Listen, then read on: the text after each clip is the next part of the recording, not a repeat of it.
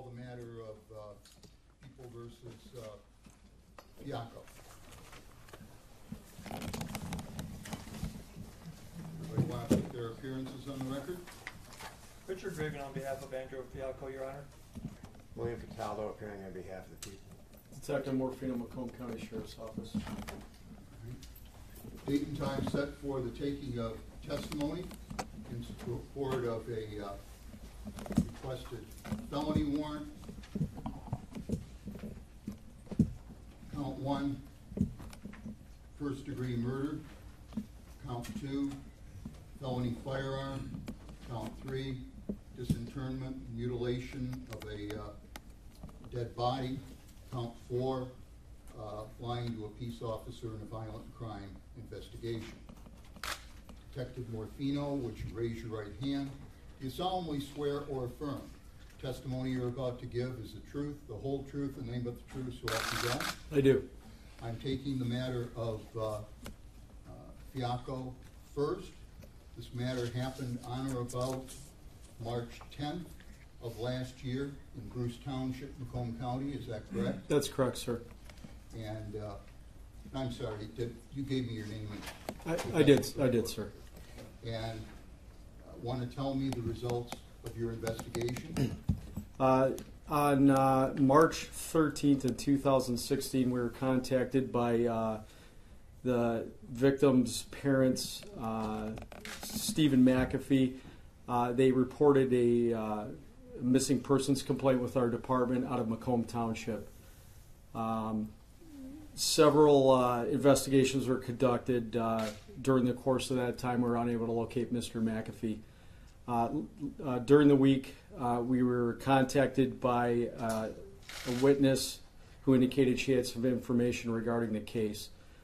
She told us that she was an acquaintance of the co-defendant, Miss McDonald, and Miss McDonald had told her that Mr. Fiacco was responsible for Stephen McAfee's death. The witness indicated that Miss McDonald told her that Mr. Fiacco had shot Mr. McAfee at a location in Bruce Township and subsequently hid some of the remains in 2 different locations. We were able to locate Miss McDonald. She did give us some information pertaining to that, confirming the witness's testimony. Mr. Fiacco was taken into custody and transported to the Macomb County Sheriff's Office. He was interviewed. He did admit that he drove Mr. McAfee from the Macomb Township location to an address in the area of 34 Mile Road in Van Dyke and Bruce Township, and they both walked to a wooded area. At one point during their travels, he alleged that Mr. McAfee attacked him, and he was in possession of a firearm at the time. He did admit that he fired 3 shots. He claimed 1 into the stomach of Mr. McAfee. He stated after Mr. McAfee had remained on the ground, he stood up and fired 2 more shots into Mr. McAfee's back.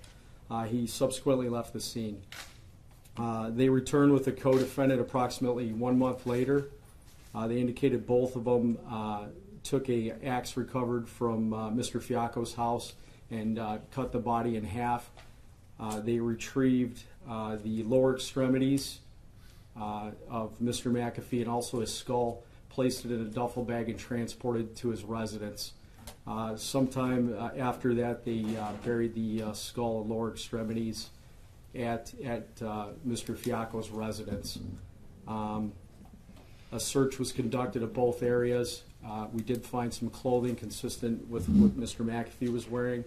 Also some remains, bones in a lower jaw that was positively identified as belonging to Mr. McAfee. Also at the scene, we found the lower extremities where Mr. Fiacco indicated they would be found in the backyard, and also a skull at the location that Mr. Fiacco stated the remains would be found. I conducted an interview with Mr. Fiacco 2 times in the past, and I questioned him regarding the missing persons complaint. He indicated to me that he had no information about the case at those times. All right, on the Fiacco matter, I'm satisfied there's sufficient facts before the court to establish Probable cause for the issuance of the felony warrant is requested. Detective, if you want to come forward and it appears to you to be correct upon your signing it and prepared to countersign it, and the warrant will issue.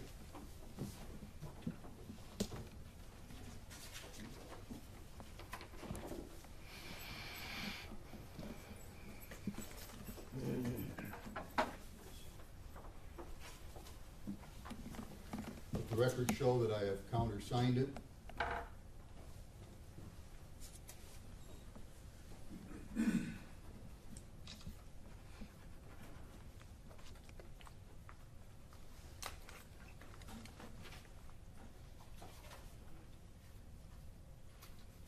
I'd like to take the matter of People versus McDonald. Detective, you remain under oath to the court from the prior files. Do you acknowledge that? I do, sir. Want to tell me the results of your investigation in this matter? As previous stated, after we talked to the witness, they indicated Ms. McDonald was involved. We located her at her residence. She was transported to the sheriff's office and an interview was conducted. I had conducted a previous interview with Ms. McDonald as well back in September 2016. She was questioned regarding the missing persons complaint, and she also indicated that she had no knowledge of the case. At the sheriff's office, the last interview, we spoke with her regarding the case, and she eventually admitted that she did have knowledge of the case. She advised she was not at the location when it's alleged that Mr. Fiacco shot Mr. McAfee. She stated she was taken to the scene approximately 1 month afterwards by Mr. Fiacco, who indicated he wanted to show her something. When she was at the scene, Mr. Fiacco took her to the deceased that was on the ground and admitted to her that he had shot Mr. McAfee. They left the location. They returned approximately 1 month later, and she was at the scene and indicated that Mr. Fiacco used an axe to cut Mr. McAfee in the midsection of his torso. She assisted him with taking the lower extremities, placing him into a duffel bag, and transporting him back to Mr. Fiacco's residence. At the residence, she also confirmed that she assisted in some ways with helping Mr. Fiacco bury the remains in the yard, and she also took the duffel bag that they transported the remains in and burned it into the fire pit at the location. I'm satisfied there's sufficient facts before the court to establish probable cause for the issuance of the felony warrant as requested. Detective, if you want to take a look at this, it appears you to be correct. Prepared to countersign it, the warrant will issue.